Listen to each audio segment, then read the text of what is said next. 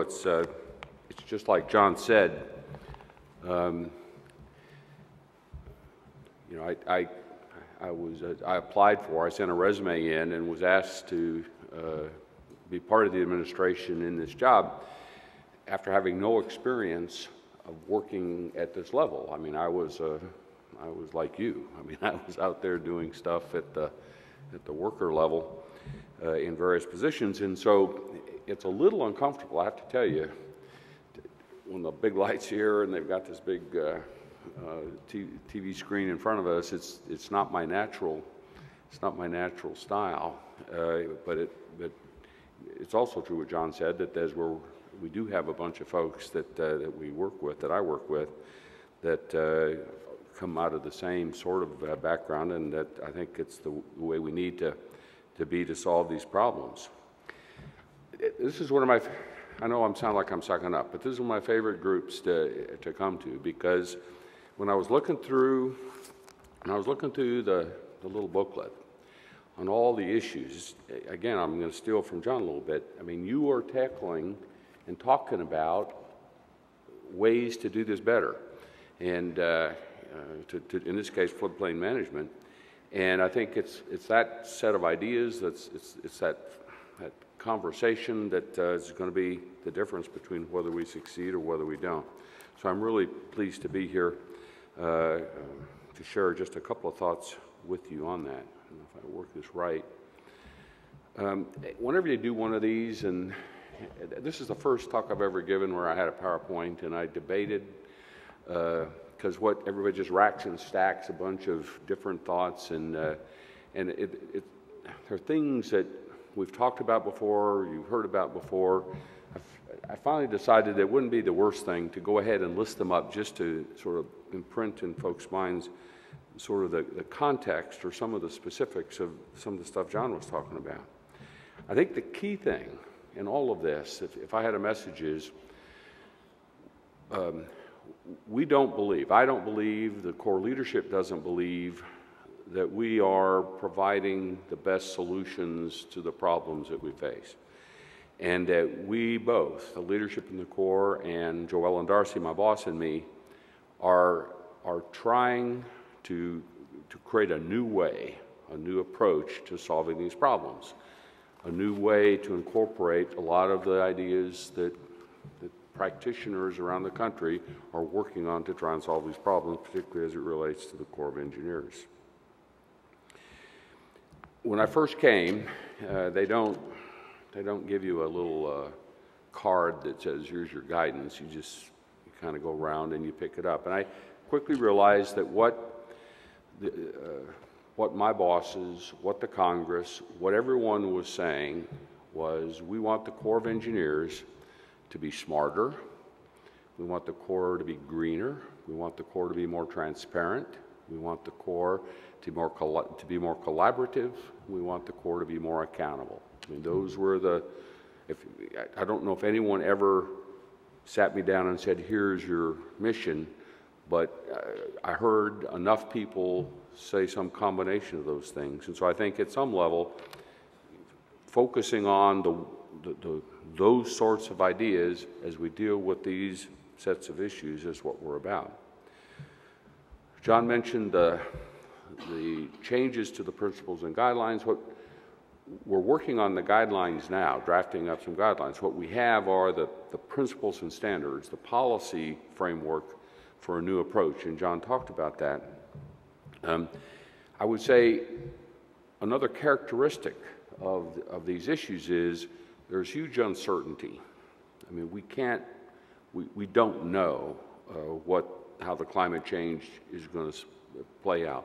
We don't know how all the other kinds of macro changes are going to take place, and so we have to find a way. And I think the principles and guidelines give us a way. The guidelines will give us a way to figure out how to be smarter as we move forward in the light of all the uncertainty that's there, and not step back from it, but to press forward even in the face of it. I think I've said many times before that when my predecessor, John Paul Woodley, first time I met with him before I came to the job, but after I'd been announced, I asked him what his biggest frustration was, and his answer was simple. He said, I cannot send the best projects forward. And what he was really saying is our current principles and guidelines force us into a very narrow box of alternatives that the Corps has to recommend that aren't the best alternatives, aren't smart alternatives. And so, as much as anything, I think the approach is to be smarter by employing these various things that I've just mentioned. Well, my job, I think, is to try and roll this up a little bit into a floodplain management perspective. There I go. The top one there, the aging infrastructure, is the big elephant. Whether it's our dams, our levees, our locks, our hydropower facilities, we've got aging infrastructure that's expensive to deal with.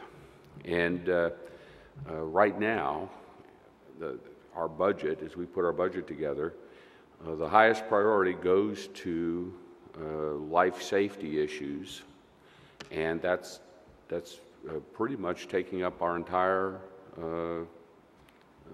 flood risk management part of our budget, is that we have facilities that are starting to fail, and you change the operations to deal with the structural issues, and then you immediately go out to try and put a patch on, put a remedy to fix structurally those safety issues.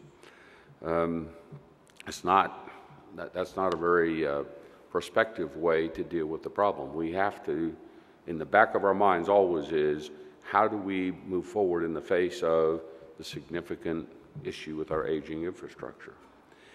As we do that, sort of the Corps' way of thinking about what the new principles and guidelines are asking us to do is through this concept of integrated water resources management. Steve Stockton, if you've heard him talk, I mean, he talks about this concept. We had a conference in Washington last August. This was the theme of this.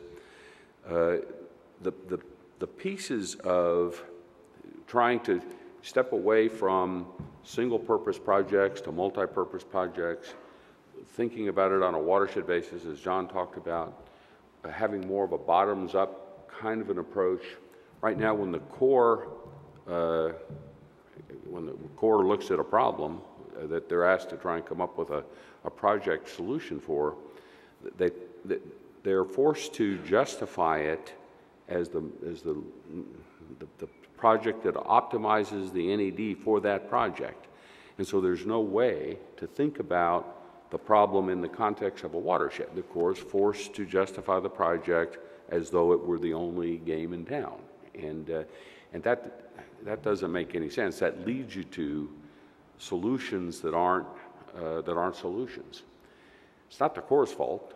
That's the rules. I mean, that's the national, that's the regulation that has the force of law for the Corps. I mean, that is the way they do it. That's what OMB expects. That's what the Congress expects. I think that's changing, and that people are saying that we've got to come up with a better way to deal with this. I would say we're going to fail if we don't adopt a more integrated approach to work these issues, and certainly as we move into this century, I mean, the paradigm or the approach for this century has to include this broader integrated approach.